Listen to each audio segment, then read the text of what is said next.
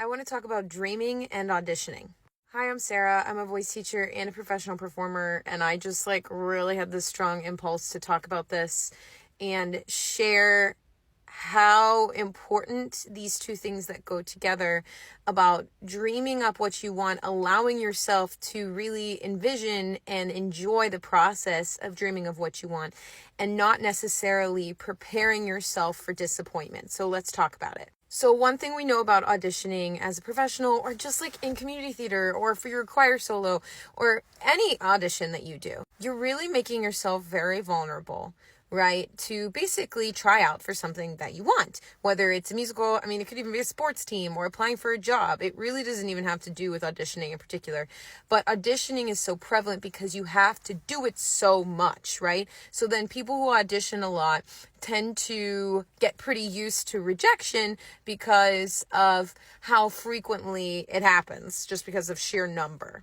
But there's a fine line that can happen, that if you audition enough and you stop letting yourself get excited about things happening. And I want to share my story with this and kind of how I ended up coming back to it to just be in my joy and enjoying the process of being an artist. So way back when, about 5 years ago or something, I was in a not so good relationship, living with someone who was really depressed and super Debbie Downer.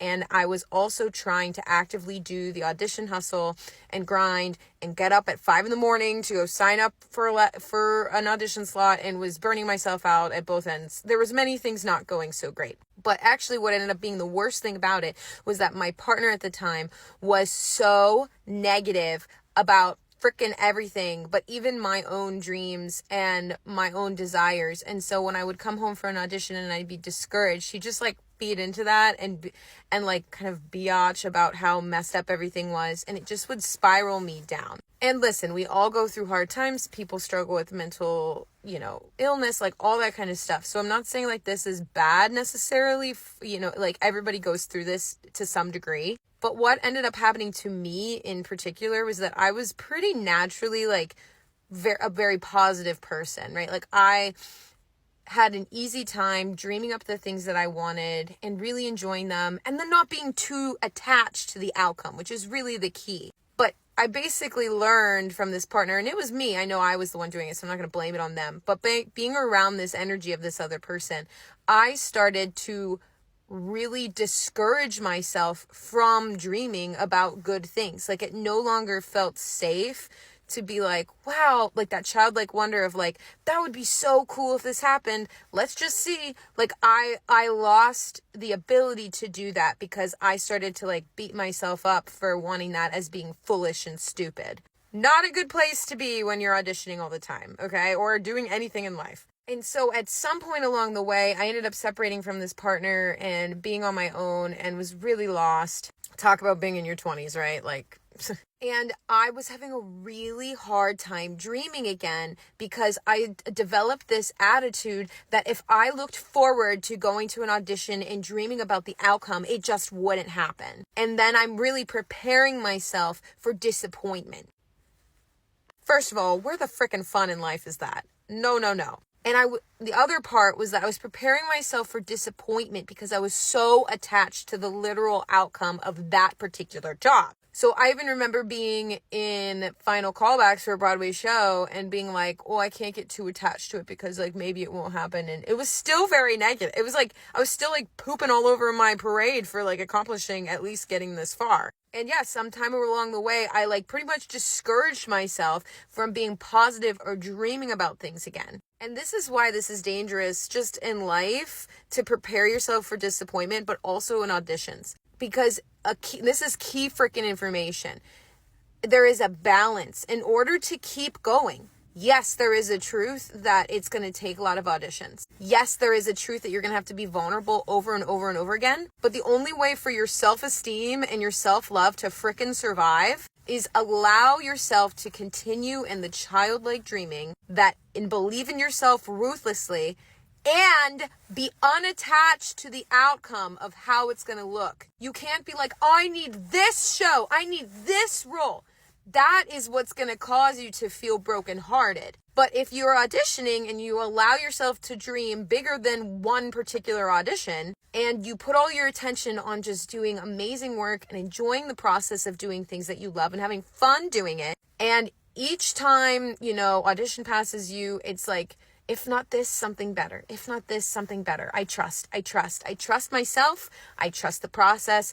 I trust my joy. I trust my dream. That's the key way to survive. And I'm telling you, when you go down the rabbit hole of not allowing yourself to hold joy and preparing for disappointment, right? Bracing yourself for it not to work. That's the surest way, at least for me, to depression. I mean, totally not who I was.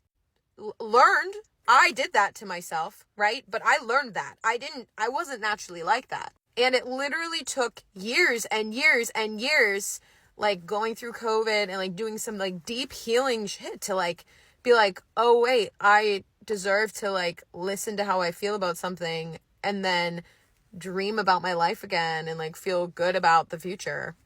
And I'll tell you, like, I started to get better at it again last year with auditions, where like there were some rough patches. There continue to be, where you get really anxious about, like, if you get used to being attached to a certain show being an outcome, it's easy to get like super duper anxious about it and like practice letting go of that, right? But at one point when I was able to surrender enough and be like, I know it's coming, I'm just looking for, I think I ended up just dreaming about how it would feel to be in a show that felt like the role was perfect for me. I had a leadership position.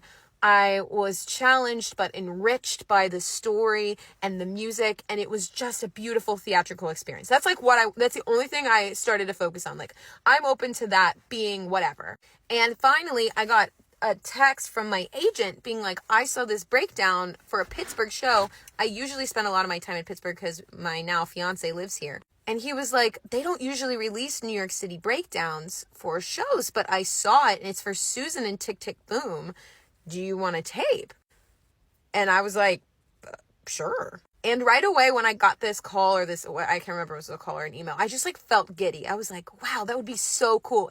And that child, like, oh my God, to do a show, to play a lead in my hometown with a cool show like Tick Tick Boom, like, that would be awesome. Okay, I can't wait to do this tape. So I just like poured my heart into it and had a freaking blast doing the tape and then sent it away. And I was like, I didn't hear anything. I was like, I know I did a good job with that. I feel how strong that was. I feel how positive that experience of even putting the tape out was. All right, if it's not meant to be, it's not meant to be. But I just know, like, there's something in me that just knows, like, that I would do really well with this. Weeks go by. I don't hear anything. And then I get a call from my agent, and they just offered me the role of Susan. Offered it. No callbacks. No follow-up. I made the tape. I got the job. What? Especially with self-tapes. Like, if you've been taping a lot, right, that feels like wild. Like, often when you make tapes, it just feels like you send it into the abyss of earth and you in the space and you like never hear it about again. But yeah, it just like, I did the work. I showed up. It fell into my lap. No extra work necessary. The timing was perfect. And it ended up, and I kid you the frick not, it ended up being like the most beautiful, enriching theatrical experience. The people that I met, the experience of telling this story, connecting with people who were really in Jonathan Larson's life that like came to the show, being directed by one of Jonathan Larson's friends. Like, it was beyond my wildest dreams. Sure, maybe it wasn't Broadway, but it was like the best theatrical experience I've ever had at a theater that has a great reputation in my hometown. Like, awesome. And then I ended up getting engaged, and it was like one of the best moments of my entire life. So take this into consideration. Instead of being like, it's Broadway or bust, I need this one thing, but I'm not going to let myself feel all the feels because then, what if I don't get it? You're just causing all this cognitive distortion in yourself. You're just mind effing yourself. Let go. Enjoy your life. Enjoy the thing. Dream. I know this sounds basic and I hope it doesn't sound condescending, but like, this took me years to relearn. So take it from me. If you're hearing this is your sign. Maybe look at that. Maybe allow yourself to dream without attachment. Just try it. See what happens.